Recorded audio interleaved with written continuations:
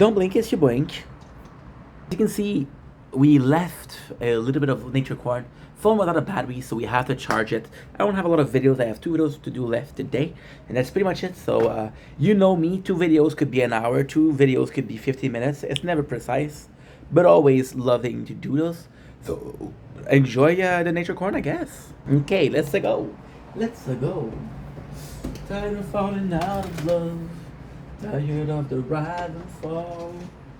Reach me for so. Cause I don't wanna get my hopes up. Yummy. Yummy, yummy.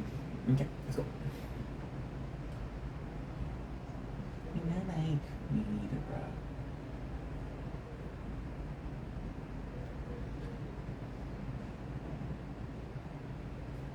Don't blink, it's your boy Yink. Welcome to the show. If you're doing well, because I'm having a wonderful day on the 16th May 2025. And what you're saying, dude, you were supposed to make videos at the sunset. Well, guess what, dude? Didn't have enough batteries. We're still at 20% because this mofo had to charge. So we'll see how much we can do. We have 2 videos left to do. So let's see how it goes. It should be super simple. The first video that I wanted to do was the behind the scene of the sport with Jake Paul. We just watched that. So this morning we watched Liver King. We just watched Jake Paul. Because again, am I a fan of Jake Paul? No. But he did bring a lot to the sport, and I just find those documentaries fascinating because I'm not a sports guy. I'm a show business kind of guy. The spectacle kind of guy. And for some reason, this is exactly what they talk about in the documentary. So Jake Paul is a showman, and that's kind of what I liked about the documentary. Now, sadly, I can call myself, very sadly, trust me, it isn't in my CV or my resume. It isn't on my Tinder account. It is on my LinkedIn. I don't know why, but I'm kind of a Jake Pauler. Now, if I ever enjoy Teep 10, no, I was too old. If I ever watched some Jake Paul content, no, I was too old.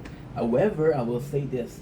I know a shit ton on Jake Paul. I know from the Shane Dawson documentary, The Sociopath, that age beautifully with Shane being canceled.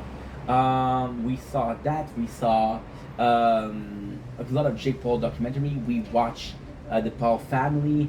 Actually, we watched a lot of shit from Jake Paul. And again, I have to respect the guy. Do I like him? I think he plays a character that sometimes I think it's hard to understand who he is when he's not playing a character, but I do like him. He's a hard worker, he works hard, gorgeous girlfriend that has to see something in him. And yeah, he saved the sport. So this was a documentary on his boxing career. Now, I had this problem. We did watch Liver King today, so I was able to compare. They both YouTuber. Liver King, I don't know if I could call him a YouTuber because I think he's more live on Instagram, so he's an Instagram or a TikTok or TikToker. They spent a large portion of the. So what I did like was Liver King was an hour 20, Jake Paul was an hour 20. Jake Paul, there was a lot more to say than Liver King, which is crazy. Trust me, but I know. So with Jake Paul, they spend a lot of time with it's odd. They spend a lot of time with the beginning of the career, which I understand. We want to create who is Jake Paul. We want to make people sure that people understand who is this kid that we're talking about. So from the race to fame and his problem. Right away, I'm having a problem because we're seeing Logan a lot, and it's not because I don't like Logan. He's his brother. I understand that, but we haven't heard his mom once in the whole documentary. We basically hear his dad a couple of times because his dad was accused of abusing him as a kid, physically, not sexually. So you hear that there's drama about the dad and they don't talk. That's the only thing. That's the only time that that we hear the dad talking. I think the mom says one thing when he loses his fight, and she's like, "Hey, don't worry." And you're hearing Logan and Logan and Logan and Logan, and I understand that here is older brother. I know that, but the parents, they're important too. They're really important too. And then with Logan, it was a self-promotion. And what I really, really disliked about the version of Logan was you had a promotion for Prime, you had a promotion for Impulsive. Jake Paul is sponsored by Celsius. And even in his Netflix documentary, he didn't even put Celsius bottle once. So your brother, who is the main star of the show, um, the main star of the show was diligent enough to not put personal interest there, but you weren't able to. So the first part of the show is the YouTube thing, YouTube drama, how it became one of the most hated, and then how it Logan filmed the Japanese forest, Suicide Forest Arakiri. Jake Paul lost a lot, so he lost a lot of the sponsorship. Then he was looking for an outlet, so he started boxing because KSI. So the real reason Jake Paul that's what they don't say. They said he was looking for an outlet. The real reason was because Logan Paul did something really fucked up, and then him and Jake Paul lost a lot of viewer, a lot of money. So then they became kind of irrelevant. So then KSI, who was a bad guy, who called them bad guys, did a fight, and KSI had a younger brother, which is Deji. It was Logan Paul versus KSI, and Deji, which is the younger brother of KSI, versus the younger brother of Logan Paul, which is Jake Paul. And then we started fighting, and then we had the fight. What I really loved, I loved the documentary. It was really well made. So what I really enjoyed about the documentary was, again, the YouTube part. I love YouTube, but I was watching a sport documentary, so I'm not gonna be watching a vegan documentary promoting bacon. You know what I mean? Even though I love bacon, right? I can watch a vegan, and this is a perfect example. I can watch a vegan documentary without wanting to be vegan, without giving a fuck about being vegan. I don't need to be put in with meat, you know? So, the fact that they talk about the sports, this boxing sport, how it was dying, they really put in the effort to showcase the boxing. A lot of footage from Don King. Don King, if you don't know, he's the father of promoters. So before we had boxers, and those boxers, before that, even athletes, even French Canadian hockey player, French Canadian, they were working jobs. It wasn't a job to be an athlete. So people like Don King really put people on the map. They were doing promotion. And yes, Don King was later found out to be like a kind of like a crook because he put in a lot of the money he stole from a lot of his fighter, but it is something for the sport that was amazing. We see the rivalry between Dana White, and just like Logan Paul, the rivalry between Dana White is amazing. But it does feel like if it wasn't there, there's not enough to talk about. Jake Paul isn't interesting on his own, so you need to have Logan Paul and Dana White. No, Jake Paul is interesting. You just have to give the guy a chance. Seeing the fight, seeing the adversary, seeing the promotion, seeing at the end the Tommy Fury, the Fury family, how nice that was. And again, it's so cool because that they don't do parallel. I'll do it for you. The beginning of the Jake Paul career was a brother fight, and then the end of the commentary is a brother fight. The Tyson and Tommy Tyson, Tyson Fury versus and Tommy Fury, Tyson and Tommy Fury and Jake and Logan Paul. So two brothers fighting, which I absolutely love. Now you didn't see Tyson fighting against Logan. You would have destroyed Logan, but still, we see all the sporting events. What I really enjoy is they talk about. See, I was complaining about the YouTube, but I really did like the YouTube getting into the sport of boxing because they save the sport. But not about that. Is we're seeing somebody called Amari. Amari, I love him. He is very hated in the sports fight industry because he's asking questions. He is kind of like he's the asshole in the press conference. So he asked the question that everybody wants to ask, but nobody has the balls to ask. So he's very hated. However, there's a lot of fighters that like him because he has the guts to say something. For example, there's a lot of footage between him and Rampage Jackson, and Rampage Jackson's like, tell me to my face, and then Amari's like, oh, I'm not gonna tell you to his face, but still, it's just a good show. I just love it. That being said, it's tough, dude. It's tough. It's really tough. Fuck. It was a good documentary. The fact that they were able to say, okay, well, YouTuber didn't belong there. The old guard. We're talking about the old guard. We're talking about also the heel. Now, technically speaking, the heel sell ticket. The heel is more for wrestling than boxing. So the heel is the villain. How it played in characters. Talk about the relationship between like Nagisa, which is the manager of Jake Paul, and Jake Paul himself, which was really cool. Talk about his hatred for YouTube and the number, and how boxing was more so his style. When it comes to substance, when it came to the sport, it was really interesting. When it came to the personal life, a little bit less. Simply the fact that we had every single fight till Tommy Fury. simply the fact that we had every single promotion till Tommy Fury, simply because we had so many people. And again, Jake Paul is hated, and they had that into the documentary. They had people doubting him, and people doubting him, and people doubting him, and it felt like, again, we're trying to make a villain, right? So I would have loved to have a problem child that we understood, not a villain. But at the end, I got my boy, fucking Mike Tyson, of all people, and Mike Tyson possibly, not the most vocal person. He's very reserved, but he actually saved the documentary at the end.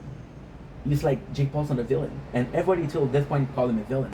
He's a anti-hero, and Tyson was like, I like the kid, and then the reporter was like, do you see yourself in Jake Paul? And Mike was like, yeah, a lot.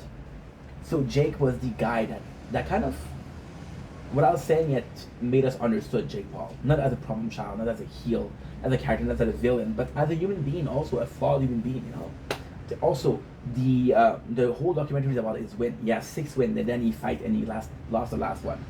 I know it sucks to lose a fight, but I think it's a perfect way to end the documentary, because you have the rise to fame, and now you have the beatdown, and then you have the hero coming back up. So the revenge and the rebirth and the phoenix, right? So the documentary in itself was really nice. I actually loved it. It was entertaining. I watched it at 1 time the speed. Wasn't bored once. Usually watch it 1.5 times the speed. So that was definitely something. Super enjoyable. Once again, recommend watching. It's an old thing. But I never watched it before. So for me, it's new. Anyway, love you guys. Take it easy. Peace. Don't blink, it's your boy. Welcome to our show. Guys are doing well because I'm having a wonderful day on the 16th May 2025. We have 32 minutes of, well, 41 minutes, sorry. I don't have my glasses, of storage left. And we have one video for the day, so let's get into it.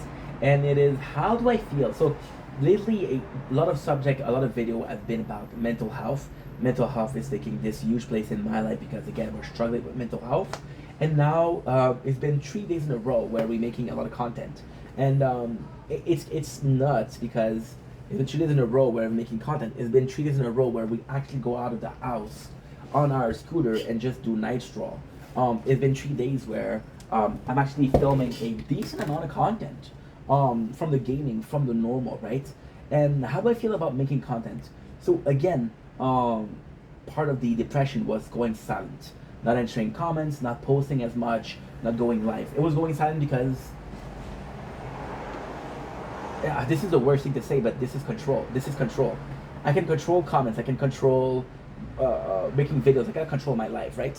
So yeah, we were able to get control, and being in control made me feel safe. It made me feel secure. It made me feel comfortable, right? So it was really, really, really worth it when it came to. The content, even posting content, we were posting a lot of the older content on the GoPro. A lot of it was posted, and a lot of it, it meant something in one way, it meant nothing in the other. So why am I saying that it meant something? It meant something in the fact that we're still posting content. Why does it? So, again, I've been doing content for 4 years, and I'm still very new. I'm still very inexperienced. I didn't think about posting content from the summer, how it feel. And if I'm being completely honest, it does feel very, very odd. It feels very odd to be posting content from the summer because something that I filmed, it is new content, but it doesn't feel like new content. And I fight with people, I fight with myself saying, no, you know what, it's new content, it's never been posted. I filmed it months ago, but it's right, they're right. It doesn't feel like new content. It's very weird, but it's also this detachment. People don't like this video that I filmed 5 months ago. Okay, well, it was 5 months ago. Like, get over it. I know I posted it today, but still. So it's for the first time in a long time. I'm talking about 2 or 3. Well, since we were live on TikTok, which was March and April. So it's been a month, which is not a lot, but when that's. It's been a single month, which is crazy because this is the only thing that I do with my days. So it feels like a lot more when it's a lot less, just because, again, that's the only thing that we do. It's like taking a month off work. It feels like a long ass time. So how do I feel about making content? It's a bit of a dilemma. So in the positive, I'm extremely happy that we're making content because this is a way of testing yourself. So how do you do it? We're still making a lot of content. We're still making too much content for some people. I personally do not give a shit. By the way, I have 11% batteries. I don't have enough time to post on TikTok as we talk. Fuck it. Because I'm not in a hurry per se, but I'm not. I don't have the most time, if it makes sense. Fuck it. Stop asking questions and just do it.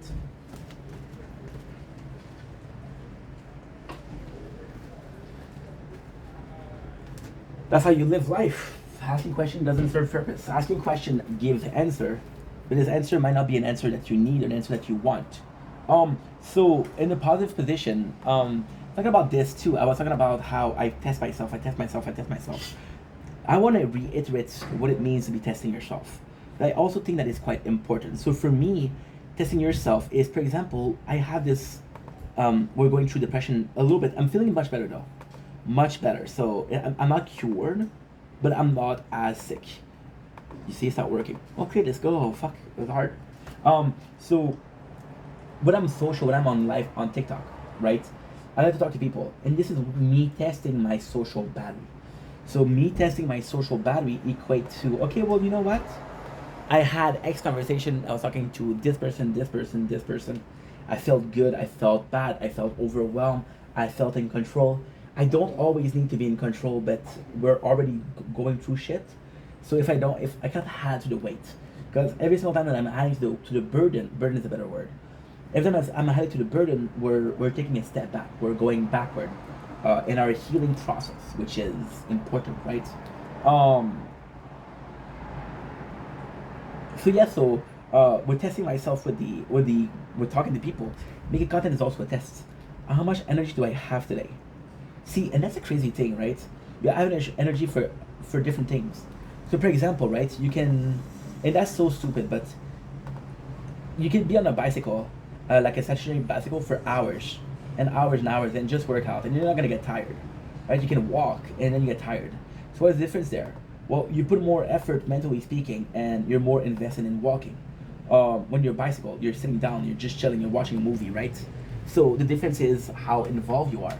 With the content, I can be filming a game, and I'm not saying that filming game or streaming is easier. I am saying that it's different though. There's a lot less effort when it comes to the game. Like I said, when it comes to game, the game can carry me. Like for example, right now we're posting about Elden Ring. Elden Ring, if all else fell, will carry me. I can have a whole playthrough of 100 hours on Elden Ring, not say a single word, it'd still be entertaining. I couldn't do a video of 10 hours, or I couldn't do a video of 10 minutes without saying a single thing because people would get bored, right? That's how it works. I think. I'm not sure. I think. So making videos like that is a better test of energy. Now the craziest thing is we've been talking true and true. We've been talking for hours. We've been reading the text or the speech of Arknight of G Eternal, which is about 2 or 3 hours a day. But again, you're reading something versus having a conversation. Now, technically speaking, we're not having a conversation, but I feel like I convince myself that it is a conversation. So it is tough.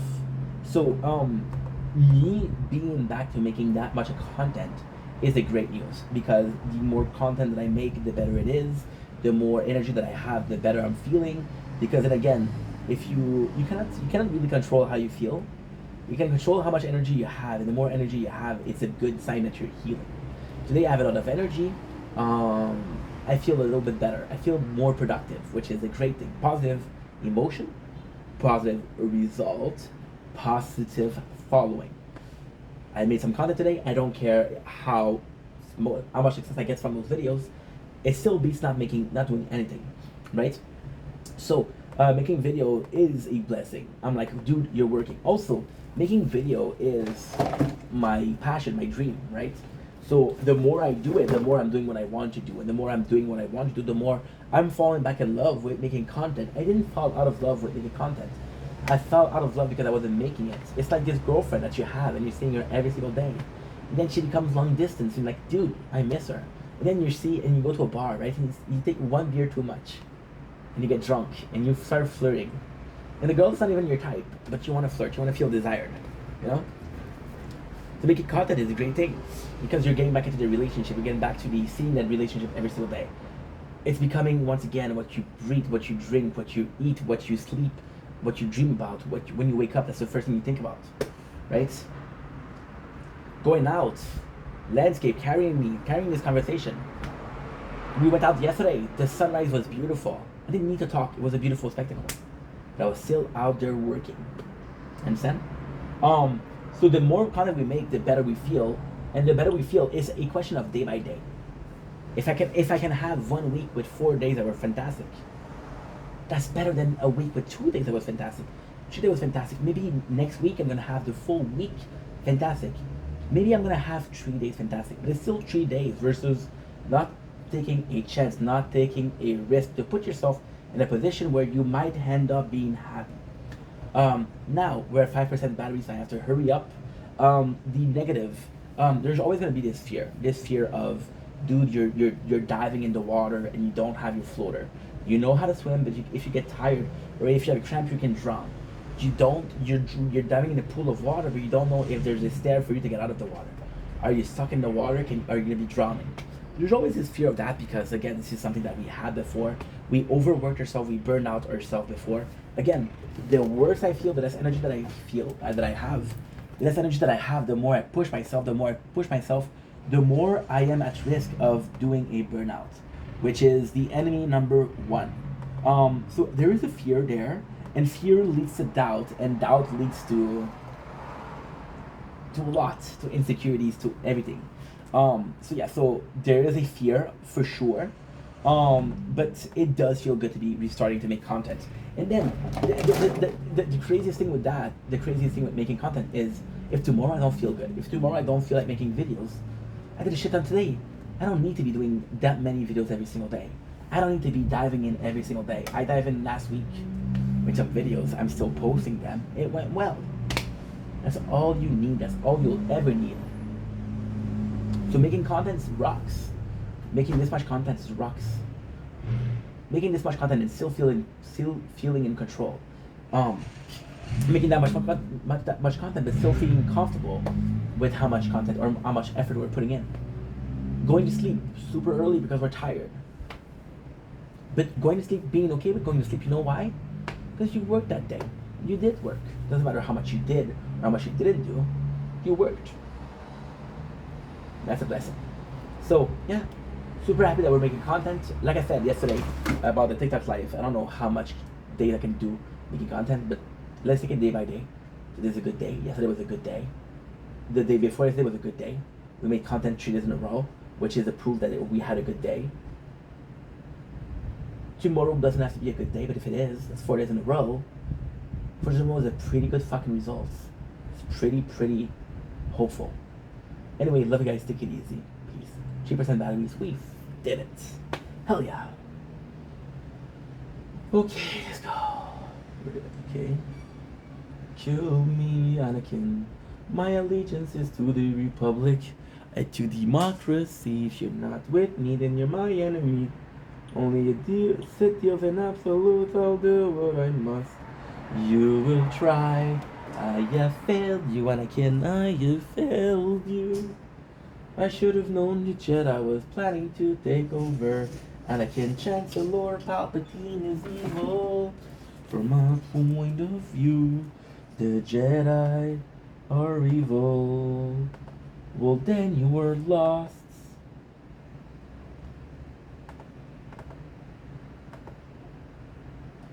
This is the end of you, my master.